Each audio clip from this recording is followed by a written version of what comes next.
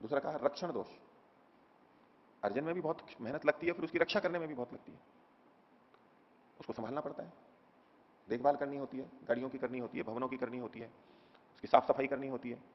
अब अकेला व्यक्ति हो या दो चार व्यक्ति हो और बड़े बड़े बंगले और ये ले लिए, अब सफाई कैसे करो, उसकी सुरक्षा कैसे करो, बगीचा है कोई चुरा के ना ले जाए, कोई ये ना हो जाए, कहीं ये ना हो जाए, रक्षा के लिए भी तो बहुत समय, बहुत बड़ा आश्रम बना लिया, अब उसकी रक्षा में ही समय लग रहा है पूरा, इसमें भी दोष देख रहे हैं।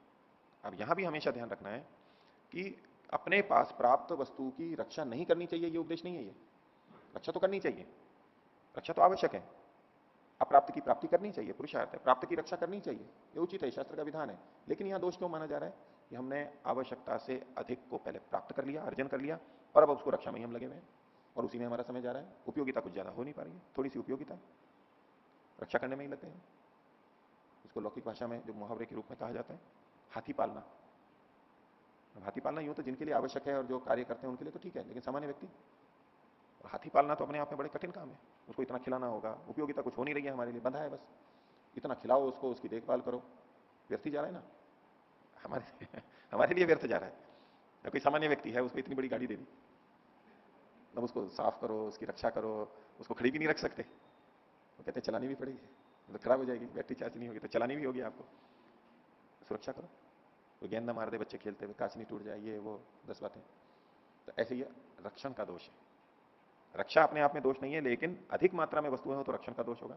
हमने बहुत सारा गेहूं ले लिया, बहुत सारे कपड़े ले लिए, अब उन्हीं की रक्षा करने में ही समय बहुत जा रहा है, उसमें दवाई लगाओ, उसको धूप दिखाओ, उसको पेटियां बना के रखो। मान लीजिए किसी के पास 100 जोड़ी कपड़े हैं, तो उसको उतनी अलमारियां भी तो चाहिए, साफ सफाई भी तो चाहिए, उसको महीने 2-4 महीने में पहनेगा तो पहनने से पहले फिर एक बार और धोना पड़ेगा, धो के रख रखे हैं उसको, फिर साफ सुथरा करके पहनेगा, उसी में ही समय जा रहा है, देखभाल में। तो ये रक्षण दोष है। तो साधक व्यक्ति उसमें अर्जन दोष देखता है और रक्षण दोष देखता है, दो दोष तो ये होगी। मेहनत से नहीं बच रहा है, ये हमेशा ध्यान रखना है। मेहनत तो वो कर रहा है, दूसरी चीजों में करेगा, जो मेहनत से बचने के लिए होते हैं वो तो आलसी होते हैं, बोले क्या इतनी मेहनत करेंगे, गाड़ियां लेंगे, मकान बनाएंगे, ये करेंगे, आराम से बैठे अपना। ऐसे व्यक्ति वो अपरिग्रह नहीं कहलाएगा, वो तो उस आलस्य से जुड़ा हुआ है, क्या बात है अपने जीवन इसी में ही चला लेंगे, कोई बात नहीं, वो आलस्य के कारण नहीं। ये अधिक पढ़ने से क्या, जीवन जिंदगी तो इतनी पढ़ने से चल जाएगी, अधिक व्यायाम करने से क्या है, शरीर को अधिक मजबूत करने से क्या है, जीवन तो ऐसे ही चल जाएगा। ये अर्जन, रक्षण दोष और उसमें श्रम का दोष, मेहनत लगेगी, ये आलस्य वाली बात है, उसको यहां नहीं ग्रहण करना है। ये तो दूसरी जगह मेहनत करनी है इसको, इसलिए ऐसा कर रहा है, ये व्यर्थ जा रही है, यहाँ पर कम उपयोगिता इसलिए उसको रोक रहा है। तो अर्जन दोष और रक्षण दोष।